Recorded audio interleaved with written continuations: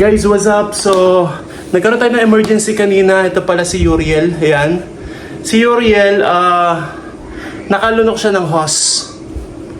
So, nalunok niya yung hose. Tapos, mahirap kunin. So, dinala natin siya kay Boss Ken. Ayan, sa mga nagkakaroon ng same problem. So, eto siya guys. Ayan ang Facebook niya. Pwede niyo siyang i-chat dyan kapag mayroong problema yung ibon ninyo. So, ito, batikan na to sa experience, no? Marami na siyang experience pagdating sa ganitong bagay. Kapag ang grupo nagkakaproblema sa kanilang mga ibon, siya talaga yung gumagamot. So, ang tawag namin sa kanya, Doc Ken.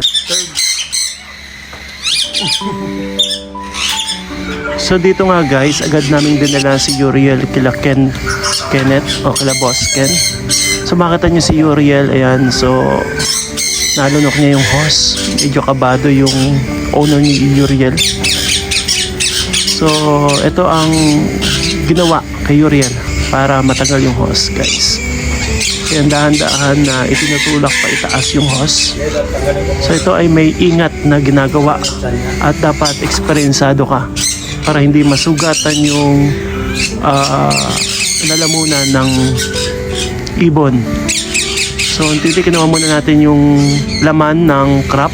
Makikita niyo guys, pinump ni Doc Ken yung laman ng crop ng SC. Yan, dahan-dahan lang din yan syempre guys. Tapos unti-unti na niyang tinulak yung hose pa itaas. Yan guys, makita nyo. Para lang hindi lumaparag yung katawan. Yung pa.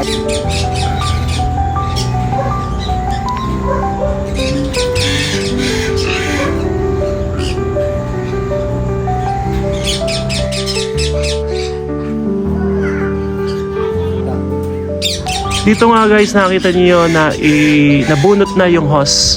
So ito yung kadalasang hose na kasama ng mga syringe kapag binibili nyo guys, no? Nabubuo.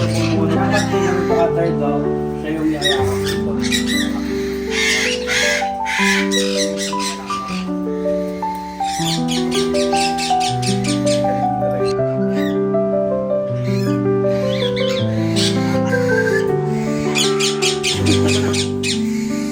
Open niya yung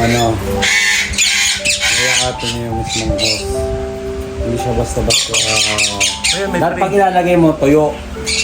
Ay, pray ka na. Kunyari yung mismong kanina yung tinutuyo ko. Kung tuyo mo ilalagay yun, hindi siya mahugot basta-basta. Pero pag basa, Guys, mo lang muna. isang pasyente na naman ang gumaling.